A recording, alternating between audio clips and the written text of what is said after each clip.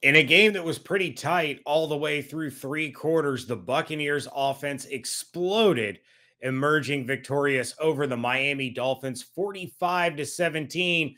We saw Tom Brady air it out for over 400 yards and 5 touchdowns. We saw Antonio Brown set an NFL record, but we also saw linebacker Levante David go down to a high ankle sprain. We're going to dive into all of that and more right here on our reaction episode of the Locked On Bucs podcast. You are Locked On Buccaneers, your daily Tampa Bay Buccaneers podcast, part of the Locked On Podcast Network, your team every day.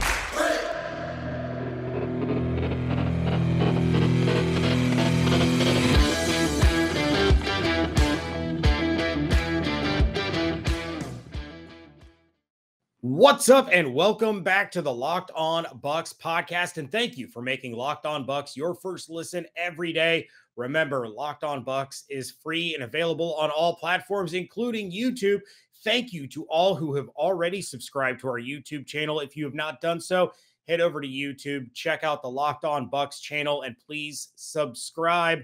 I'm James Yarko, joined as I always am by David Harrison. You can find everything that we're doing over at BucsNation.com. Make sure you follow along on Twitter at LockedOnBucs, at JYarko_Bucs, at DHarrison82, and at Bucs_Nation. James, you know who has subscribed on YouTube? Yusef. Hey guys, this is Yusef out here in the Great Southwest. That Bucs game today against the Dolphins was fan-freaking-tastic, especially from an offensive standpoint. That's one of the most impressive offensive displays that I've seen in quite a while from that offense. Can't complain much about today at all. Like, obviously, our defense wasn't perfect, but they did what they had to do today defensively. Hopefully, Levante's okay. This doesn't sound like it's going to be that serious. I thought his knee got screwed up, but luckily it was not. It was his ankle, and hopefully that ankle is nothing to be too concerned about. Again, the defense did what they had to do. It was I kind of felt it was like a bend but don't break kind of day for them. We did let the Dolphins score a couple times, but at the end of the day, it was okay. Gotta turn around and have a short week of practice and get ready for Thursday night against the Eagles, who actually won today against Carolina. So that's going to be a tough game coming up. I mean, every game is tough. So, I mean, it may sound kind of cliche, but on a short week, it's going to be tough. So I'm thoroughly impressed with today's game, and not a lot of bad things to say. But as I always say, I'm not going to get too high, but not too low either. Anyways, guys, as always, go Bucs.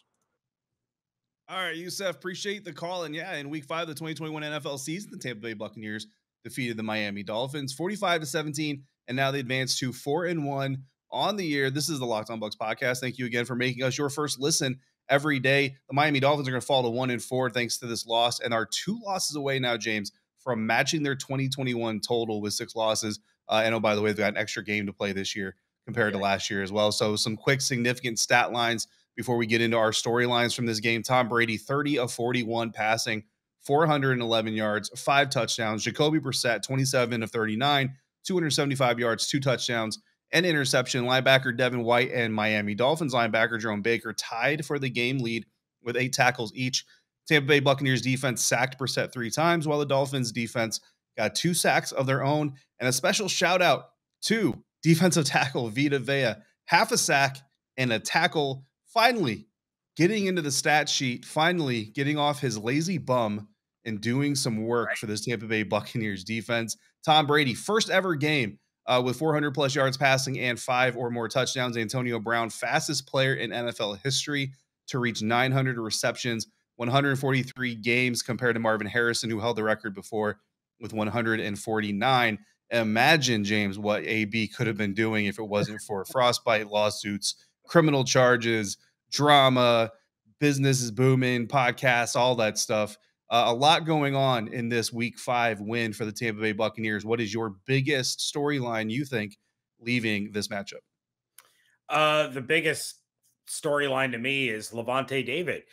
The Yeah. Bucs are on a short week, turn around, they go to Philadelphia. So they have to travel. They're playing Thursday night, and now they're losing a captain on the defensive side of the ball that is already without Sean Murphy-Bunting, is already without Carlton Davis, might still be without Antoine Winfield Jr. Now you lose Levante David, who is a huge, huge part of the run defense. He's a huge part of the pass defense, and you're going up against an Eagles team where they have two pass-catching tight ends in Dallas Goedert and Zach Ertz, and Levante's a huge, huge part of being able to stop tight ends. So him going down to a high ankle sprain, which is what Bruce Arians said after the game that it was, he may miss multiple weeks. High ankle sprains are the worst to try to come back from. So that's definitely the biggest storyline in this one. For all the good that there was, Levante David going down was absolutely brutal. This team cannot catch a break with injuries right now.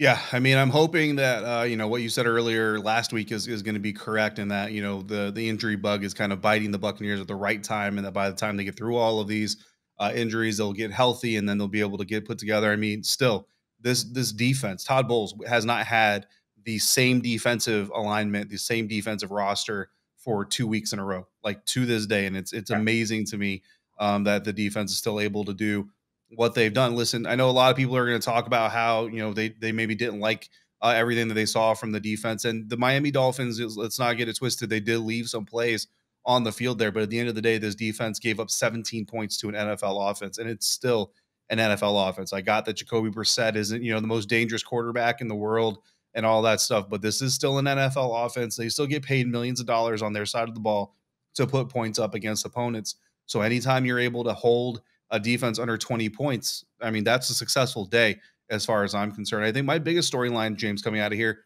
is seeing kind of, I've never seen the movie, but Stella got her groove back, right? That's kind of what I look at this game. And I know there was some talk about that, and there was kind of some bite back a little bit, like, what do you mean? Why are you acting so surprised? All this stuff. Like, we haven't seen this Tampa Bay Buccaneers offense really click at that high efficiency level like we did in this game, and I think that's a welcome sight to see come back. Obviously, you love seeing it in the Florida sun in Raymond James Stadium, you know what I mean? But putting up 40 plus points, I mean, this team had an impressive streak of 30 plus points per game going, and then that got broken, and they had 2 games where they didn't even come close to that. So to see them come out here, put up a 40 burger, I know Samurai Ali over at the Loose Cannons wanted to see the 50 burger.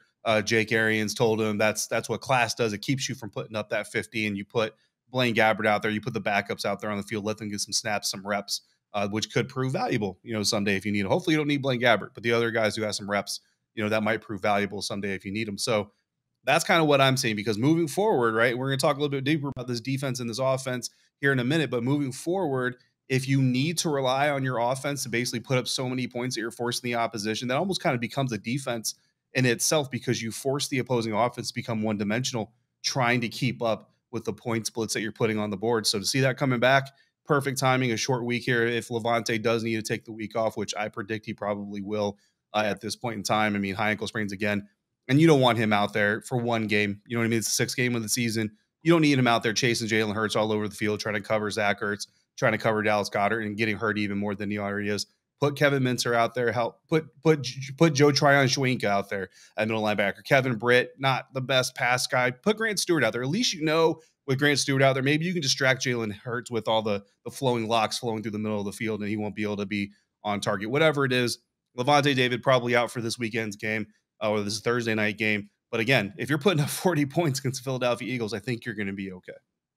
Yeah, you absolutely should be. And it was nice to see the offense kind of get going, and we're going to get into that a little bit more coming up. But it's so tough with these injuries, man. It really, really is. And I hope I'm right too. I'm hoping that all of these are hitting early enough in the season that, come week 12, week 13, week 14, they have all these guys back. Carlton Davis is starting. Sean Murphy-Bunting is starting. Levante David is back. I don't know how long this injury is going to last, but we've seen historically high ankle sprains are multi-week injuries, and they are very, very difficult to come back from. So fingers crossed, but they may not need them against the Eagles. Absolutely. And look, the healthiest team is usually the most successful team. You probably heard that before, and something else you probably heard before is people having just an abundant amount of devices, ridiculous amount of devices, whether it be handhelds or things plugged into your televisions, things plugged into your computers to connect over here through this connection so that the government can't track what you're doing. You've probably got one device that lets you catch the game live. You've probably got another one that lets you stream your favorite shows. You're watching sports highlights on your phones, and you've got your friend's password for the rest of the stuff. Well, we're going to tell you now about a simple way to get all that entertainment that you love without the hassle, and a great way to finally get your TV together. It's called DirecTV Stream, and it brings your live TV and on-demand favorites together like never before. So now you can watch your favorite sports, movies, and TV shows all in one place. It means no more juggling remotes, devices, no needs to buy another device ever again. And the best part is there's no annual contract, so you can get rid of your clutter and the confusion and get your TV together with DirecTV Stream. You can learn more at directtv.com. That's directtv.com.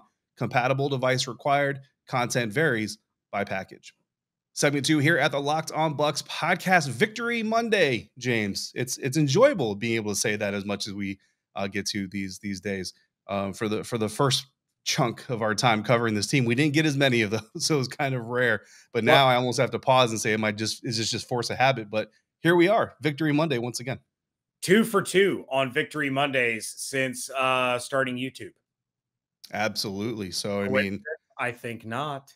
I think that has to be tied in some way, shape, or form to YouTube views and subscriptions, right? So if you guys haven't already, please go ahead, head over to the YouTube page, just search Locked On Bucs at YouTube, click subscribe, click the notification button, and be like Yusef. Let us know what you think about the show. Let us know what you think about the topics and the conversation. We love to hear from you guys as always, and we thank you as always for making Locked On Bucs your first listen every day. Again, free and available on all platforms. James, offense. Let's talk Buccaneers offense. We kind of already talked about Tom Brady, but again, 30 for 41, 411 yards, 5 touchdowns, a 144.4 QBR. The second highest QBR in this game, Blaine Gabbert, 4 for 4, 41 yards in relief, 109.4 QBR. Leonard Fournette, just 12 catches, right? So not a very big part of the offense, obviously, with just 67 yards and a touchdown. Ronald Jones got his 5 touches and 21 yards. Gio Bernard, 4 touches for 21 yards. Tom Brady with the clutch scramble near the end of the first half for his one run for 13. I mean, it just a lot to love about this offense, especially in this performance, but overall. But what are your kind of biggest takeaways, specifically looking at the offense? I've been holding out hope that we were going to see the Ronald Jones of 2020 that nearly rushed for 1,000 yards. He just flat out does not have it this year compared to what Leonard Fournette is doing. Leonard is more decisive. He's more elusive. He's hitting the holes faster. He's making plays. He's making guys miss. He just looks like the better all-around back. He's catching passes out of the backfield and creating first downs and creating plays that way. When Ronald Jones is in, it's just not the same. So moving forward, I wrote about it in my pick 6 that's going to be on Bucs Nation Monday morning. Leonard Fournette should be out touching Ronald Jones at the bare minimum 2-1. Maybe it should even be 3-1, but Leonard Fournette is the better running back in this offense right now today. And until we see anything that makes us think differently, then it needs to be the Leonard Fournette show out of the backfield. That said, the only other thing that I want to throw out there, and I don't know, David, if you noticed or not, but that final drive with the starters, okay, before they pulled Brady and all those guys, it was the second touchdown pass to Mike Evans after the Jamel Dean interception. The receivers on the field were Mike Evans, Antonio Brown, and Tyler Johnson. We did not see Chris Godwin at all in that next to last drive. Now, when they pulled Brady and Blaine Gabbert was in, okay, you had Tyler Johnson out there, but then there was also a play where he hits Antonio Brown for a 20-yard gain and a first down. Mike Evans was out there on the last play before the 2-minute drill. My question is, what happened to Chris Godwin? I don't remember seeing an injury of any sort. I don't know what really happened there. Maybe it's of no concern, but it's something that I noticed and kind of was concerned about. Well, going back to the week leading up to the game, he was on the injury report. If you remember, he had a thumb injury listed on the injury report leading into the weekend. And I actually wondered myself if that's not the same thumb that he missed time with last year, because it was the thumb that he broke and had to have pins in, if I remember correctly again. Yeah. So I don't know if that specifically is the same thumb or if it's even the same hand. But he wasn't, he was on the injury report. I think he was a full participant anyway, every single practice. So not obviously a huge concern. But I mean, again, with the game in hand, for the most part, but kind of still wanting to keep the gas pressed down a little bit. Don't let up too early, too soon. Maybe though, you take Chris off the field, you let Tyler Johnson get out there on the field. Like you said, because still a very productive day for Chris Godwin. I mean, 7 catches, 70 yards on 11 targets, and then I know he had a couple end around type plays and just an all around versatile weapon for the Tampa Bay Buccaneers offense there, and Mr. 1-4. So yeah, not a focal point of the offense, right? But that's something that we've kind of talked to everybody about, especially those in fantasy football land. You can't draft a Buccaneers player and say, look, every single week you expect to put up points, except if it's maybe Tom Brady.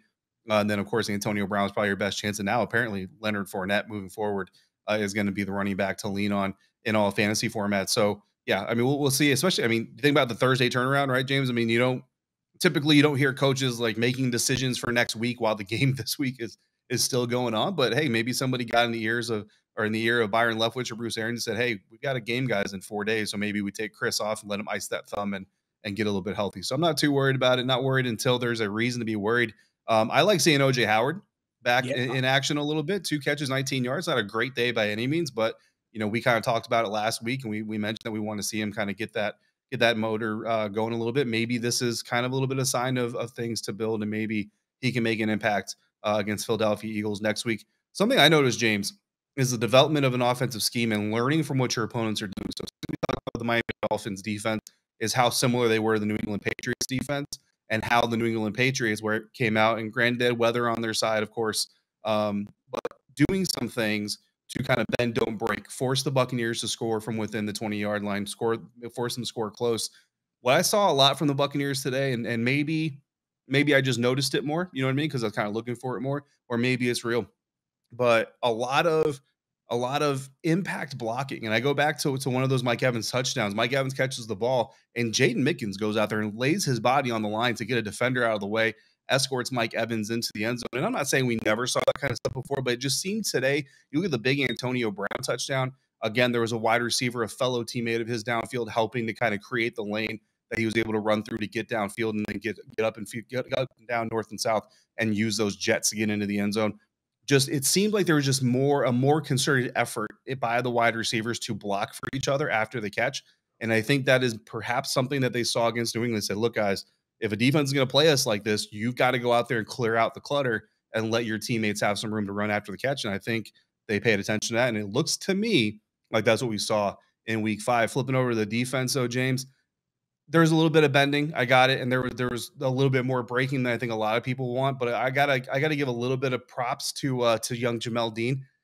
Look, one of the last times we saw him on the field before he got hurt, he was dropping a huge interception. It turns out to be a pivotal crossroads point for his team. They take their first loss of the game or of the season this weekend. I mean, I don't know, I wouldn't say that the game hinged necessarily on that point, but the Miami Dolphins were certainly still out there trying to put forth an effort to try to put a comeback bid together. And what happens? He comes up with an retweeted a tweet about it, said he definitely didn't drop that one. So happy to see Jamel, 1, get back on the field, bounce back from that injury, and then 2, also come back, because we've seen it before. Players get the yips and they just start dropping everything. Jamel Dean definitely kept his hands on that interception.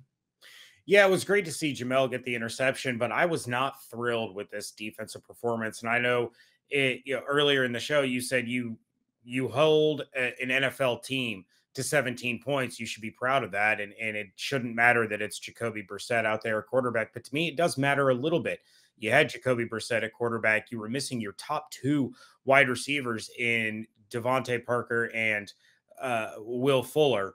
And you allowed 3 scoring drives of over 70 yards to the Miami Dolphins. You gave them their longest scoring drive of the season. And what was really concerning and frustrating to me was the pass rush was getting there. There was a moment where Shaq Barrett and JPP both had Jacoby Brissett wrapped up, and he still completed a pass for a first down. It's inexcusable. Shaq had a great game, but they have to finish those plays. And there was somebody on Twitter that had replied to one of the tweets that I put out on Bucs Nation when I talked about Richard Sherman with that defensive pass interference in the end zone. And he said, get rid of him. Like, already, get rid of Richard Sherman. Okay, no, that's stupid, because who are you going to replace him with? Richard Sherman will be fine, but it was just another example of how he's not ready yet. Yeah. He hasn't had the offseason. He didn't have the preseason. He didn't have the training camp. He's still working his way back to being Richard Sherman. So no, you don't get rid of him, but Sherman cannot make those kinds of mistakes either. You want to give up some yards, I understand. You give up some of these short routes, you make the tackle, fine. Don't tug on a guy on third down in the end zone and give the opposing team first and goal at the 1. So I still have some gripes with the defense, but overall, I would say it's a little bit better than what we've seen this season.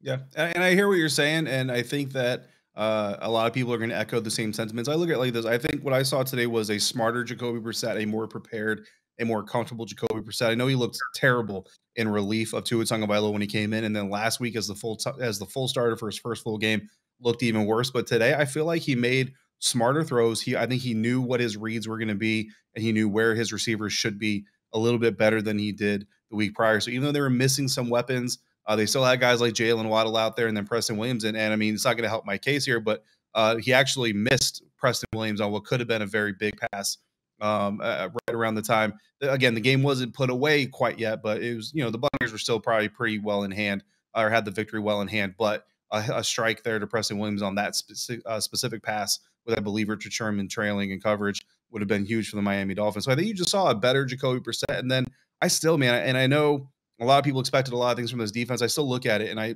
take any defense across the NFL. And if they're missing a starting safety, if they're missing 2 of their starting cornerbacks in this game or in this league, and they're bringing a veteran off the streets less than 2 weeks ago to start in a game against an NFL offense, I don't think any other defense holds this team to 17 points in those same circumstances. So for that reason, I still kind of give the Buccaneers defense a little bit of props. Yeah, the early drives, you obviously don't want to be that, and you don't want to be on anybody's list as, longest drive completed or constructed against you type of thing. You don't want to be on those lists. I get it. But again, just kind of giving a little bit of credit because of the injury situation that they dealt with, especially in the secondary. I don't know. I'm kind of okay with it because, again, you kept them under 20 points. Yeah, that's absolutely fair. And David, I don't know if I'm allowed to say this or not, but Built Bars, they're a little bit magic. My son had 2 hockey games on Sunday. They lose game 1, 9-2. Then in the hour in between, I'm passing some Built Bars out to Beckett and his teammates. They come back and they beat that same team 3-1 in game 2. I'm just saying those cookies and cream bars went a long way in that hour break. But if you're not a cookies and cream person, they're salted caramel, double chocolate, peanut butter brownie, mint brownie, raspberry, cherry, coconut, almond, and coconut. There's something for everyone. If you don't know what your favorite flavor is, go ahead and order a mix box. You're going to get 2 of each. You're going to be able to figure out what your favorite flavor is. It gave those kids a little bit of a boost with 17 to 18 grams of protein, 130 to 180 calories, 4 to 5 grams of sugar, 4 to 5 grams of net carbs. Go to built.com, use promo code LOCKED15, and you're going to get 15% off your order. Again, promo code LOCKED15, LOCKED15 at built.com. Wrapping things up here on a Victory Monday edition of the Locked On Bucs podcast. James Yarko, David Harrison on Twitter at JYarko_Bucs at DHarrison82. David, let's go ahead and kick things over to the voicemail line before we name our plays and players of the game. Fire the cannons, boys. This is Matt from Morven, Georgia. I'm sitting here with Troy and Hank, and we're excited about the Buccaneers' victory, but unfortunately, CBS down here, we're on the Georgia-Florida line close to Jacksonville, about an hour away. So they decided to play the stinking Jacksonville Jaguars instead of the Bucs. You guys like watching the Jaguars? No. Hank, what do you think about the Jaguars? They suck. That's right, buddy. They do suck. But we watched it on my phone. It was grainy and terrible, but we got to see some stuff. But we're looking forward to hearing you guys give your take on the game because there was a lot of buffering and stuff like that. It was pretty frustrating. But a win's a win, and we're glad to see that. The boys are laying around in a touchdown treat coma right now, so we had a big day. But looking forward to hearing from y'all. Let's go, Bucs. Fire them cannons. That was brutal, man. Out of the mouths of babes. Matt, thank you for the call. Troy is crushing it in baseball right now. I don't know if you've seen the videos that Matt has posted. He's absolutely crushing it. So it's great to hear from you guys. David, why don't we go ahead and get over to our plays of the game? I'm going to defer to you first, good sir. What was your play of the game? Yeah, my play of the game is going to be the strip sack from Shaquille Barrett, recovered by Ndamukong Suh. It's second and 2. The Dolphins have the ball at the Tampa Bay 30. I want to say it was 24-10. So again, not like the closest game in the world, right? But the Dolphins have the ball at the Tampa 30. They're moving forward, and Jacoby, I believe, was targeting tight end Mike Gesicki, who was open, wide open, as a matter of fact. And it would have been a new set of downs, obviously inside the Buccaneers 30, now getting near the red zone. So if that pass not only gets out, but also gets completed, Mike Gesicki makes a guy miss. Maybe you're talking about an even bigger play. Either way, the Miami Dolphins have a much better situation, and they're only down 2 touchdowns, so early enough in the game that they can try to mount a comeback. But Shaquille Barrett of that defense, they come up with a huge play. They get the ball back for their offense, and really that was kind of the best opportunity I think the Miami Dolphins had up to that point, and even after that point, to really make this a game against the Buccaneers. After that, you saw them put up just obviously a ton of points and really kind of run away with this one. Yeah, that was a huge one. My play of the game is one that you already kind of talked about. Third down for the Buccaneers on their own side of the field. Just a short little crossing route to Antonio Brown. Tyler Johnson lays down a block and springs him for a 62-yard touchdown. That was Antonio Brown's longest touchdown reception since 2018. That was Tom Brady's longest touchdown pass since 2018. So both of them, their longest plays as Buccaneers. And going back to Friday's episode, David, that means you won the prop bet where we talked about which team was going to have the longest play, and you specifically said Antonio Brown was going to be the one to spring the longest play. Business is booming. Kudos to you, sir. Appreciate it. My player of the game, I went to the defensive side of the ball, which is kind of funny considering I talked about how frustrated I was. But Shaquille Barrett had a fantastic game. He finished with 4 tackles. He did have 1.5 sacks. Could have been like 3.5. If they had been able to finish some plays, but did have that forced fumble that was part of your play of the game. So it was a good game from Shaq. He kept the pressure up all day, but it's about finishing now. We've seen the flashes from these pass rushers, mostly Shaquille Barrett, but now it's about finishing, and they're going to have their hands full this week with a mobile quarterback like Jalen Hurts. It's going to be real interesting to see. Yeah. I just realized, what actually might make me partially being okay with this Buccaneers defense more than a lot of people are is the fact that I also cover the Washington football team. I just watched the defense that's supposed to be a top 5 defense in the National Football League have 2 sacks against Jameis Winston, New Orleans Saints. By the way, the New Orleans Saints came in missing Teron Armstead and Eric McCoy from their offensive line, and that defensive line for Washington got 2 sacks on Jameis. They lost Andrews Pete during the game. He did end up coming back late in the game, but they lost him for a period of time. Still couldn't generate a consistent pass rush. And, oh, by the way, they allowed Jameis Winston to throw 4 touchdowns. James, we saw Jameis Winston win 2 games as a Buccaneer in games where he threw an interception and lost a fumble. On Sunday, I covered Jameis Winston's 3rd win in such a game. Yeah. I have seen every single Jameis Winston game that he's won while throwing an interception and losing a fumble. So anyway, a little bit of perspective there on why I come over to this game and I'm looking at this. I'm like, that's a pretty good defensive performance.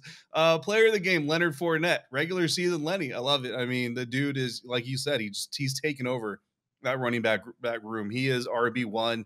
Look, he's doing things. If you go back to when Leonard Fournette was brought to this team, James, I had a lot of, I'll call them gripes, whatever you want to call them. I had a lot of criticisms for his game, right? Danced too much, didn't use his strength and his size to his advantage as much, had some struggles in the receiving game. Bruce Arians went out, defended him, said, look, he can catch just fine. He's trying to think ahead 2 steps, not bringing in the ball because he's already thinking about what he's going to do when he gets downfield. It looks like those lessons have gotten through to Leonard Fournette, and we absolutely saw him body at least a couple of Miami Dolphins defenders this weekend. Absolutely love it. I mean, literally getting tackled down the sideline, staying in bounds, dragging Miami Dolphins defenders with him, losing his helmet in the process.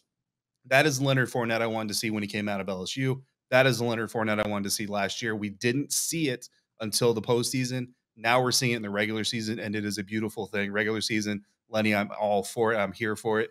player of the game, easily by far, Leonard Fournette. Yeah, you thought Saquon Barkley's ankle was bad. Leonard Fournette did that to a Dolphins defender on both of his ankles on that little catch that he had. He did a little duck and the bob and weave on multiple Dolphins linebackers coming up with nothing but air multiple times because awesome. Giant Leonard Fournette showing the agility. Man, I mean, it's just a great game. Yep, and I appreciate the confirmation on my predicted player of the game, which was Leonard Fournette. Yeah. With that, David, always happy to do that. Hey, we were both right on multiple things, and that's what this show is all about. Absolutely. Thank you to Yusef and Matt and his crew over there for calling in. If you want to call in, go ahead and dial the number 813-444-5841. Or if you want to send us an email, it's lockedonbuckspodcast@gmail.com. Once again, thank you for making today's episode of Locked On Bucs your first listen of the day. Make sure you come back tomorrow. We're going to dive a little bit deeper and share our in-depth takeaways from the Week 5 win over the Miami Dolphins. Now, you need to make your second listen. Peacock and Williamson. Brian Peacock and former NFL scout Matt Williamson give you the expert NFL analysis in less than 30 minutes. It's free and available on all platforms, just like this show. And of course, I got to plug it one more time. Head over to YouTube, subscribe to the Locked On Bucs channel over there. There's going to be exclusive YouTube content coming as David and I continue to try to work on pumping things out to that channel. So you don't want to miss that stuff. Subscribe, set your alerts, hit the like button. We appreciate all of it. Check out everything we're doing over at bucksnation.com. Follow along on Twitter at Locked On Bucs, at @JYarko_Bucs, at DHarrison82, and at Bucs_Nation. Hope you all have an absolutely outstanding Victory Monday. Stay safe, stay healthy, wash your hands, be good to one another. We thank you so much for joining us right here at Locked On Bucs.